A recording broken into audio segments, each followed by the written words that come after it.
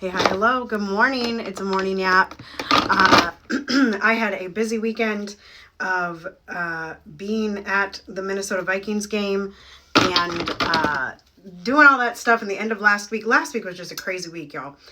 But you know, here's what I'm still pondering. And I don't think I've posted, I can't remember what my last yap was about. Oh, it was about biraciality. I haven't posted that one yet. But I was talking to one of my students the other day, and, you know, we were talking about a certain part of their range and the things that happened in school, and I was like, oh my goodness, yeah, you know, when I was learning to do XYZ, like my teacher did XYZ, and so the yap before, 2 yaps ago now, I was talking about the holly and the ivy, right? And how essentially, like, singing the holly and the ivy in the center of the music building was, I mean, it was presented positively, but essentially it was like, you're never going to learn how to do this unless you put yourself into the fight or flight, you know, into the scaredness all the time, right? And I totally have been prone to that, right? Like I've been a person that has, a teacher that has said that to my students, like, you just need to audition more, you know, and put yourself in the position. And for some people that is so true, but for some people it is so not true. And, you know, these blanket recommendations are just usually not very helpful. I did not blend very well, y'all.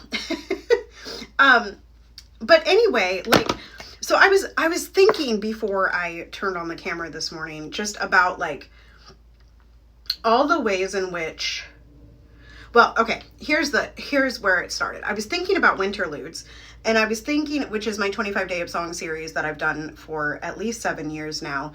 I've been teaching longer than that, so I'm pretty sure that I've done it ever since my first year of teaching here in the Twin Cities, and I've been in the cities for 9 years, so I think I've done it, just not in a public place. But anyway, it doesn't matter.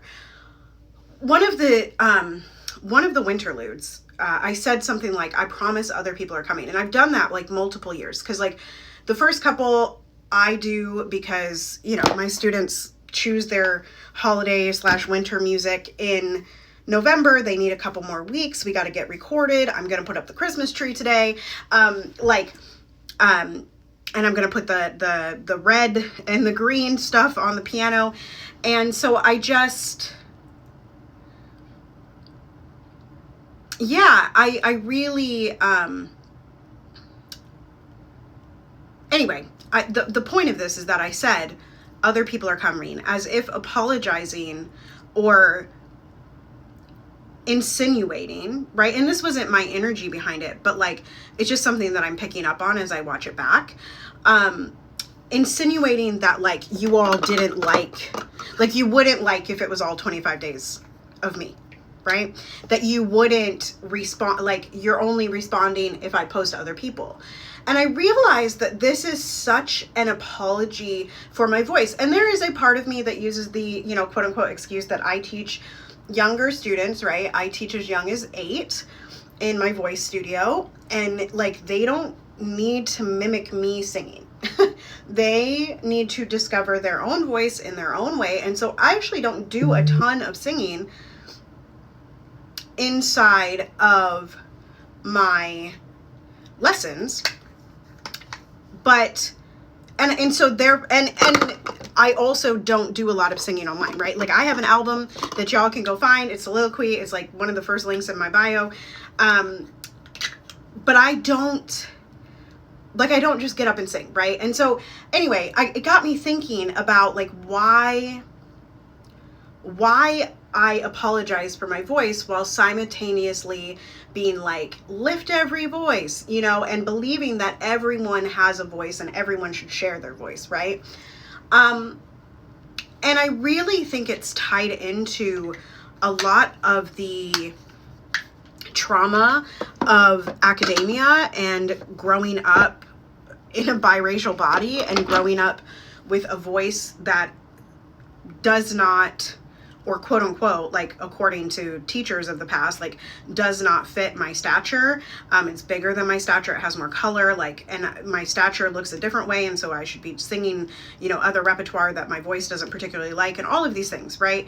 And I'll tell more stories as we go on, but it was just such an interesting realization. I've realized this before, but like the way that I was taught to sing made me and so many others that I teach apologetic for their voice, right? And always looking for something to fix in their voice instead of teaching us and helping us, right? Because you can't really teach a person to love, but helping us love ourselves and our voices. And that the only way, like, there's so much punitivity. I don't even know if that's a word, but there's so much punitiveness inside of particularly classical music academia that's like, if you don't do this XYZ standard thing, you will be put in the worst studio. You will not get to go to this masterclass. These are all things that have happened to me. You will not get the solo. You will not be able to participate in that choir. We will downgrade you in your grades because you refuse to sing this particular music. You know, and I